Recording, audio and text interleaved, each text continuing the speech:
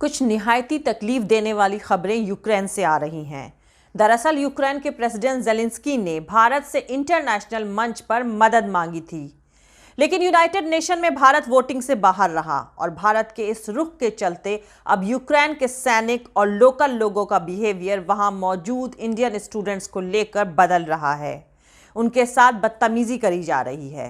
-2 degree Celsius के temperature में आसमान से बरसते गोलों के बीच स्टूडेंट्स यूक्रेन से बाहर निकलने के लिए 200 किलोमीटर पैदल चल रहे हैं। 20,000 स्टूडेंट्स में से महज 750 को ही अब तक वापस लाने के बाद शोशेबाजी ये करी जा रही है कि पीयूष गोयल और ज्योतिरादित्य सिंधिया फोटो खिंचाने पहुंच गए और जैसे ही भारत लौटे स्टूडेंट्स की तकलीफ और दर्द को मर्चेंडाइज करने का सियासी तमाशा शुरू हुआ, तभी समझ में आ गया कि इसका इस्तेमाल उत्तर प्रदेश चुनाव में किया जाएगा और वही हुआ भी।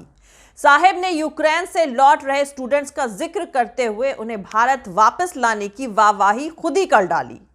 जी हां, प्रधानमंत्री नरेंद्र मोदी उत्तर प्रदेश चुनाव 2022 के 5वें फेज में यूक्रेन को फिर से लेकर आए। उन्होंने यूक्रेन से लौट रहे स्टूडेंट्स का जिक्र करते हुए उन्हें भारत वापस लाने के लिए खुद ही अपनी पीठ थपथपा ली और कहा कि यूक्रेन में फंसे एक एक इंडियन को भारत वापस लाया जाएगा। वैसे ज्यादातर जानकारों ने इशारा किया ही था कि जिस तरह मुंबई में 2 दिन पहले पहली फ्लाइट के लैंड करने पर केंद्रीय मंत्री पीयूष गोयल ने फ्लाइट के अंदर जाकर स्टूडेंट्स का वेलकम करते हुए तस्वीरें खिंचाई थी, तभी पता चल गया था कि मोदी सरकार इसे उत्तर प्रदेश चुनाव में भुनाने की कोशिश करेगी। इसके बाद वैसा ही सियासी तमाशा, यानी एक और वेलकम केंद्रीय मंत्री ज्योतिरादित्य सिंधिया ने दिल्ली में फ्लाइट पहुंचने के बाद किया। जबकि दूसरी तरफ यूक्रेन पर रूस के हमले के बाद वहां फंसे स्टूडेंट्स ने इल्जाम लगाया है कि पोलैंड से सटे यूक्रेनी चेक पोस्ट पर उनसे मिसबिहेव किया जा रहा है। इंडियन स्टूडेंट्स ने कहा कि उन्हें लगभग बंधकों जैसे हालात में रखा गया है और जमा देने वाली ठंड में भी खाना और पानी तक के लिए तरसना पड़ रहा है। छात्रों का इल्जाम है कि उनके साथ यह बर्ताव इसलिए किया गया है क्योंकि भारत ने यूक्रेन पर रूसी हमले के खिलाफ यूएन सिक्योरिटी काउंसिल में पेश करे गए प्रपोजल पर वोटिंग से दूरी बनाई रखी। स्टूडेंट्स ने ऐसे वीडियो भी शेयर करे हैं जिसमें सैनिकों को हवा में गोलियां चलाते और स्टूडेंट्स को फोर्सफुली तितर बितर करते देखा गया है। एक दूसरे वीडियो क्लिप में एक यूक्रेनी गार्ड एक इंडियन लड़की को दूर धकेलता दिख रहा है। ये लड़की सैनिक के पैरों में गिरकर उससे सरहद पार करने देने की गुहार लगा रही है।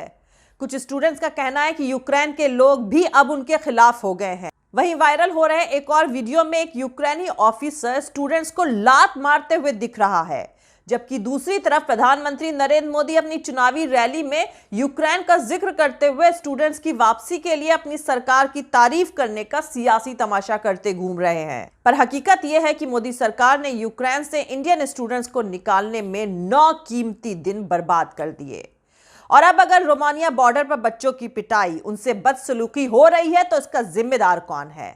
जब बाकी मुल्क यूक्रेन से अपने तमाम लोगों को निकाल रहे थे, तब तमाम सियासी लोग दावा कर रहे थे कि रूस हमला नहीं करेगा। यही हिंदी गोबर पट्टी की सबसे बड़ी जाहिलियत है। इसी दोगलेपन के चलते आज तक भारत के सिस्टम में जवाबदेही नाम की कोई चीज नहीं है। जंग के दौरान में सारे नियम कायदे उस शख्स तक सीमित हो जाते हैं जिसके पास बंदूक है। सारे इंटरनेशनल रूल्स के वायलेशन की जांच जंग खत्म होने के बाद ही करी जाती है। आज की नई पीढ़ी ने जंग नहीं देखी है, इसलिए दिल्ली लखनऊ में बैठकर आंसुओं के कारोबार का सियासी तमाशा चल रहा है। अपने ही मुल्क के बच्चों की जान जोखिम में डालकर इसे इवेंट बनाकर शोहरत और सियासी फायदा उठाया जा रहा है। कारगिल से लेकर पुलवामा और बालाकोट गलवान तक सारे मामलों में भारत सरकार से बेहद संजीदा लापरवाही हुई है। यहां पर आपको बता दूं कि यूक्रेन से निकलने की सबसे सेफ सरहद पोलैंड की मानी जाती है, लेकिन सैकड़ों किलोमीटर का सफर तय करके पोलैंड की सीमा पर जो हजारों भारतीय स्टूडेंट्स पहुंच रहे हैं, उन्हें वहां से भी भगाया जा रहा है। यकीनन ये मोदी सरकार की डिप्लोमेटिक नाकामी को दिखाता है। बेहद अफसोस के साथ कहना पड़ रहा है कि रेस्क्यू के मामले में पाकिस्तान हमसे कहीं बेहतर साबित हुआ है। यूक्रेन में फंसे 2400 से ज्यादा पाकिस्तानी स्टूडेंट्स को सुरक्षित पोलैंड पहुंचाया जा चुका है, जबकि यूक्रेन में कुल 3000 पाकिस्तानी स्टूडेंट्स रहते हैं। अब उन्हें सिर्फ 500 से 600 लोगों को ही बाहर निकालना है, जबकि हमें अभी भी 15 से 16,000 स्टूडेंट्स को रेस्क्यू करना है। ऐसे में पोलैंड के साथ पता नहीं क्या गड़बड़ हो रही है कि वो भारत की मदद ही नहीं कर रहा है। कल शाम को खबर आई है कि रुचिर कटरिया नाम के वॉलंटियर ने द एसोसिएटेड प्रेस को बताया है कि पोलैंड के बॉर्डर को पार करने के इच्छुक इंडियन से टूटी फूटी अंग्रेजी में कहा जा रहा है कि रोमानिया जाओ। कटारिया ने बताया कि हालांकि वो पहले ही सीमा तक पैदल चलकर लंबा सफर कर चुके हैं और उनके पास सैकड़ों किलोमीटर दूर रोमानिया की सीमा तक पहुंचने का कोई जरिया नहीं है। दूसरी तरफ इंडियन नेशनल जो पोलैंड में दाखिल होने में कामयाब रहे हैं, उन्हें पॉलिश ऑफिसर्स और चैरिटेबल इंस्टीट्यूशंस की तरफ से रहने के लिए जगह नहीं दी जा रही है। बताया जा रहा है कि कल जो इंडियन स्टूडेंट्स के साथ मारपीट के वीडियो वायरल हो रहे हैं वो यहीं के हैं। मोदी के अनभक्त ऑपरेशन गंगा के नाम पर तमाशा कर रहे हैं, जबकि इनका पसंदीदा अखबार जागरण ही मोदी सरकार की डिप्लोमेसी की पूरी पोल खोल रहा है। जागरण ने यूक्रेन में फंसे एक स्टूडेंट के हवाले से पोलैंड सीमा के हालात बताए हैं। स्टूडेंट का कहना है कि यूएन सिक्योरिटी काउंसिल में वोटिंग के दौरान भारत के गायब रहने से यूक्रेन की जनता भारतीयों से काफी नाराज है। रात गुजारने के लिए पोलैंड बॉर्डर पर जिस जगह इंडियन स्टूडेंट्स को ठहराया गया था, वहां से इसलिए दूसरे ही दिन भगा दिया गया कि वो इंडियन है। स्टूडेंट्स के मुताबिक जब उन्होंने पोलैंड बॉर्डर से वापस लिबिव जाने का फैसला किया तो यूक्रेन के टैक्सी ड्राइवर तो भारतीयों को मंजिल तक पहुंचाने के लिए भी तैयार नहीं है, जबकि दूसरे मुल्कों के बाशिंदों को महफूज जगहों पर पहुंचाया जा रहा है। ये हाल है भारत के स्टूडेंट्स के। और यहाँ व्हाट्सएप यूनिवर्सिटी पर बताया जा रहा है कि जिस गाड़ी पर तिरंगा लगा है उसे रूसी या यूक्रेनी सैनिक खुद बॉर्डर तक पहुंचा रहे हैं। अब मैं आपको एक रिकॉर्डिंग सुना रही हूं जिसमें कहा जा रहा है कि पोलैंड का बॉर्डर बंद है, हम कुछ नहीं कर सकते हैं। पोलैंड सरकार ने इंडियंस की एंट्री बंद कर दी है। हमने जनवरी में ही बता दिया था कि यूक्रेन छोड़ दो। भारत सरकार के हाथ में अब कुछ नहीं है। ये यूक्रेन में फंसे एक बच्चे के परिवार के साथ विदेश मंत्रालय की हेल्पलाइन सेवा की रिकॉर्डेड बातचीत है, तो सुन लीजिए इसे। विदेश मंत्रालय। विदेश मंत्रालय जी सर। जी, मैं गुजरात से बात कर रहा हूँ। सर आपका नाम क्या है? राजूभाई करपड़ा। जी जी, मेरा भतीजा अभी यूक्रेन पोलैंड बॉर्डर पर फंसा है। वहाँ पोलैंड में उसे एंट्री नहीं मिल रही है। जी सर, पोलैंड में एंट्री मिलने की थोड़ी दिक्कत हो रही है। टेम्पररी बॉर्डर बंद हो गया है, कब खुलेगा पता नहीं। बच्चे से कहिए प्लीज कोई सेफ जगह ढूंढ के वहाँ रहे थोड़े टाइम तक।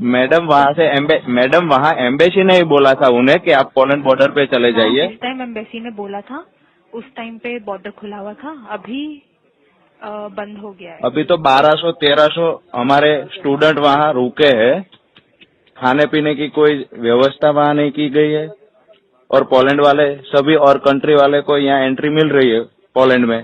जी ओनली इंडियन को ही नहीं मिल रही है। नहीं मिल रही है सर, कुछ डिप्लोमेटिक इशू है जिसकी वजह से बंद हो गया है सर। मैं इससे ज्यादा आपको नहीं बता पाऊंगी। कितना टाइम लगेगा मैडम? कुछ आइडिया नहीं है सर, बिल्कुल आइडिया मैडम तो ये हेल्पलाइन नंबर का मतलब क्या है, आप मेरे को बताएंगे?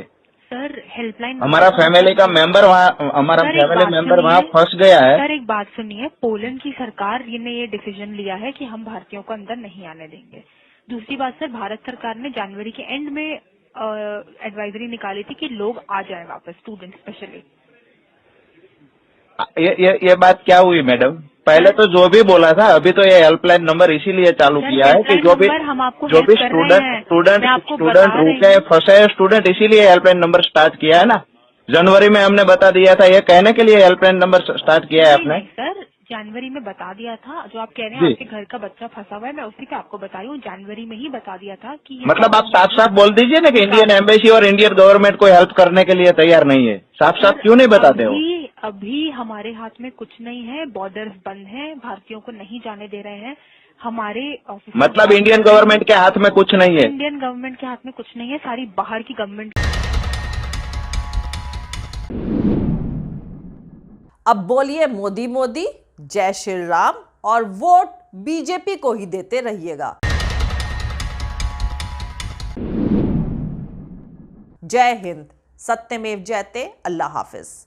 दोस्तों, हमारा पूरा वीडियो और दूसरे और वीडियोस देखने के लिए हमारा YouTube channel political Tamasha with doctor Arshi को सब्सक्राइब करके वहां पे लगी बेल आइकॉन को जरूर दबा दें, ताकि आपको हमारे आने वाले हर वीडियो की अपडेट्स मिलती रहे। और दोस्तों, अगर आपको हमारा काम पसंद आता है, हमारे वीडियोस पसंद आते हैं, तो www.patreon.com/dr अर्शी खान पर जाकर डोनेट करके आप हमारे काम को सपोर्ट कर सकते हैं। दोस्तों, अगर आपको हमारा वीडियो पसंद आता है तो लाइक और शेयर करना हरगिज नहीं भूलें। आप हमें फॉलो भी कर सकते हैं हमारे ट्विटर, इंस्टाग्राम और फेसबुक पेज पर। मेरा ट्विटर हैंडल है @arshi aziz khan। Thank you, मिलते हैं अगले वीडियो में।